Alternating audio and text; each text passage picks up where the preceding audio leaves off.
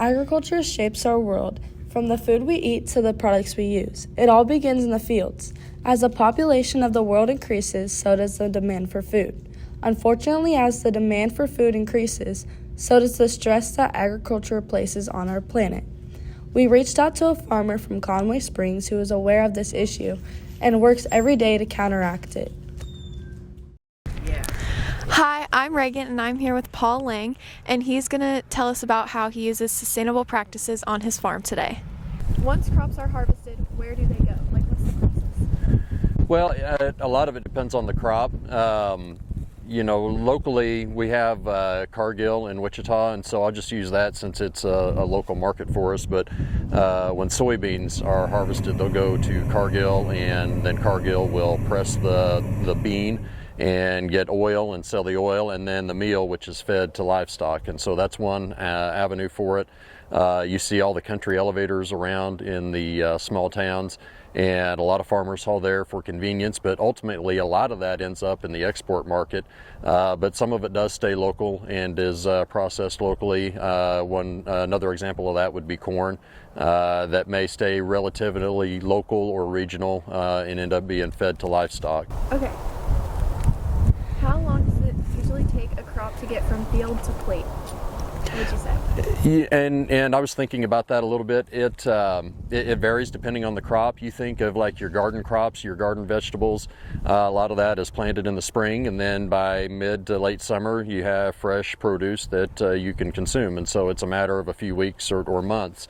The drill behind me we're planting winter wheat with right now, and so it's planted now in the middle of October. It won't be harvested until the middle of June, and then it'll take some time depending on markets and things, but it may not be formulated into a consumable product until maybe late next summer or maybe even a year from now, depending on how things go. So it really varies depending on the crop.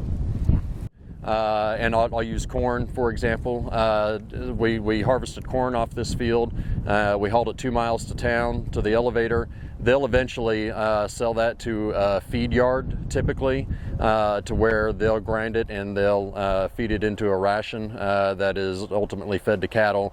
And then the cattle, of course, are processed, and then you're able to go to the grocery store and buy beef. And so that's one example of the supply chain and how that works. Talked a little bit earlier about soybeans, how if you want to go buy bean oil, for example, it goes to Cargill in Wichita, and the bean is pressed and they get the oil from it, and then you don't go buy Cargill branded bean oil in the store, and so Cargill will sell that to another wholesaler who ultimately sells it to a retailer like a Walmart or a Dillon's that you're able to buy in store.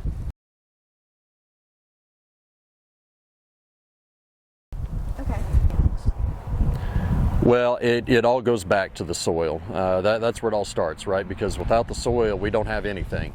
And so we are very mindful of, number one, making sure that we control and limit erosion. We leave as much residue on the field as possible.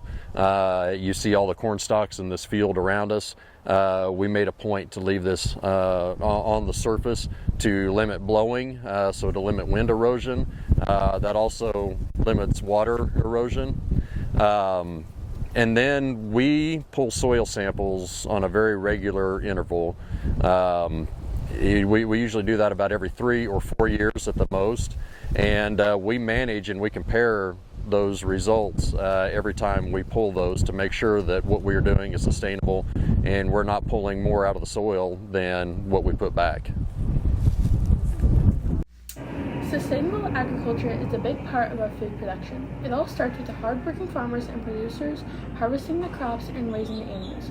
From processing the food and being sent out to your grocery stores to your kitchen plate so you can enjoy a nice meal.